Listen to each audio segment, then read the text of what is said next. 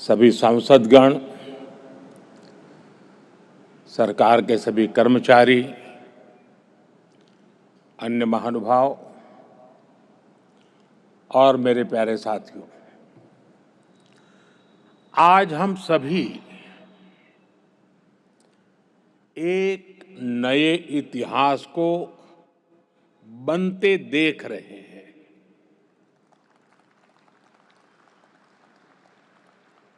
आज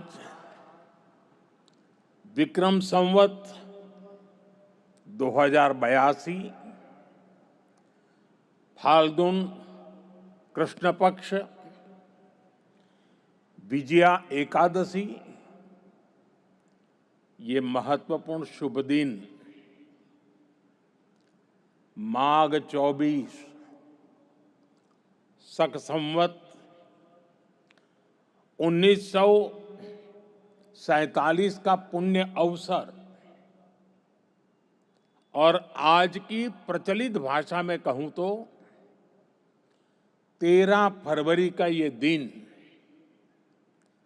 भारत की विकास यात्रा में एक नए आरंभ का साक्षी बन रहा है। हमारे शास्त्रों में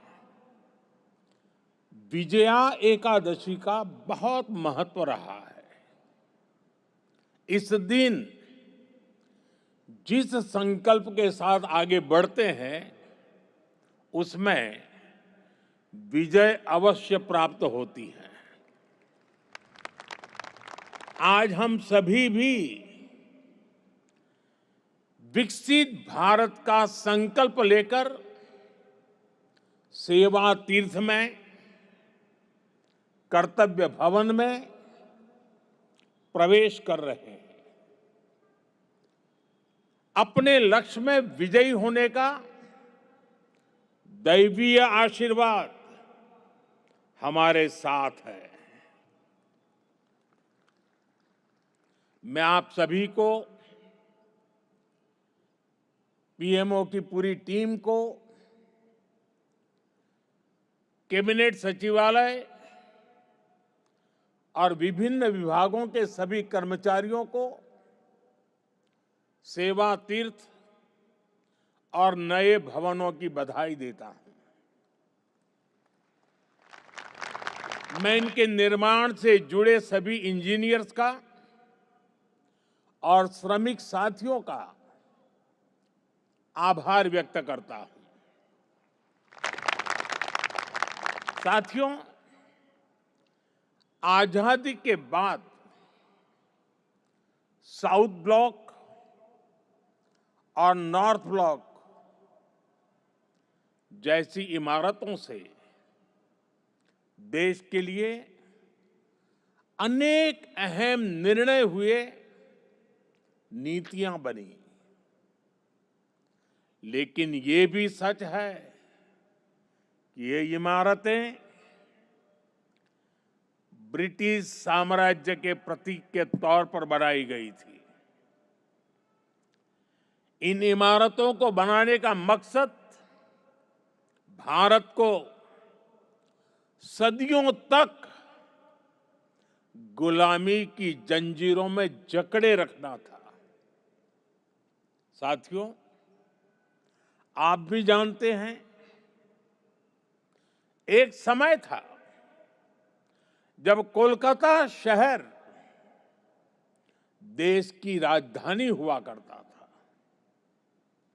लेकिन 1905 के बंगाल विभाजन के उस दौर में कोलकाता ब्रिटिश विरोधी आंदोलन का प्रबल केंद्र बन चुका था और इसलिए अंग्रेजों ने 1911 में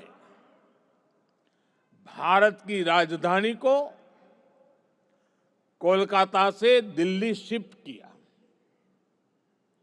और उसी के बाद अंग्रेजी हुकूमत की जरूरतों और उसकी सोच को ध्यान में रखकर नॉर्थ ब्लॉक, साउथ ब्लॉक जैसी इमारतें बनाने का काम शुरू हुआ। इसके बाद जब रायसीना हिल्स के इन भवनों का उद्घाटन हुआ था, तब उस समय के वायसराय ने कहा था, जो नए भवन बने हैं वो ब्रिटिश सम्राट की इच्छाओं के अनुरूप बने हैं। यानी उस दौर में ये भवन ब्रिटेन के महाराजा की सोच को गुलाम भारत की जमीन पर उतारने का माध्यम थे। रायसीना हिल्स का चुनाव भी इसलिए किया गया कि इमारतें अन्य इमारतों से ऊपर रहे, कोई उनकी बराबरी ना कर सके। अब संयोग से सेवा तीर्थ का ये पूरा परिसर किसी पहाड़ी पर न होकर जमीन से ज्यादा जुड़ा है। साउथ ब्लॉक और नॉर्थ ब्लॉक जैसी इमारतें जहां ब्रिटिश हुकूमत की सोच को लागू करने के लिए बनी थी, वहीं आज मैं गर्व के साथ कह सकता हूं कि सेवा तीर्थ और कर्तव्य भवन जैसे नए परिसर भारत की जनता की आकांक्षाओं को पूरा करने के लिए बने हैं। यहां से जो फैसले होंगे वो किसी महाराजा की सोच को नहीं, 140 करोड़ देशवासियों की अपेक्षाओं को आगे बढ़ाने का आधार बनेंगे। इसी अमृत भावना के साथ आज मैं ये सेवा तीर्थ, एक कर्तव्य भवन भारत की जनता को समर्पित कर रहा हूं।